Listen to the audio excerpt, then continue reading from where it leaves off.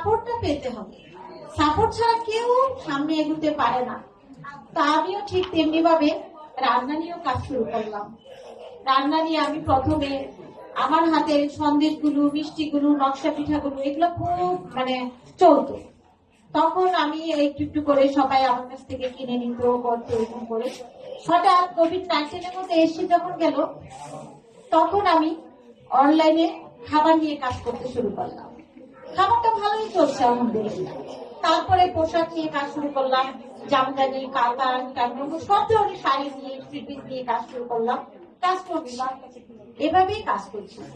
করতে করতে ওই যে বললাম যে এসএসসি পাস করে ইন্টারে উঠলাম, বিয়ে হয়ে গেল। বিয়ের পর মা জননী হয়ে গেলাম, পরপর 2 মেয়ের মা হয়ে গেলাম। কিন্তু লেখাপড়া করছি, জব করছি, আমি এইভাবেই কাজগুলো এগুলো এবং সরকারি ভাবে ফুড অ্যান্ড বেভারেজ লেভেল 3 করেছি, বেকিং পেস্ট্রিটা করেছি। মোট কথা আমি A to Z সব করেছি। এখন আমার পরিচয়, আমি একজন শিক্ষক, উদ্যোক্তা, রন্ধন শিল্পী, আর্ট শিল্পী এবং কবি ও লেখক।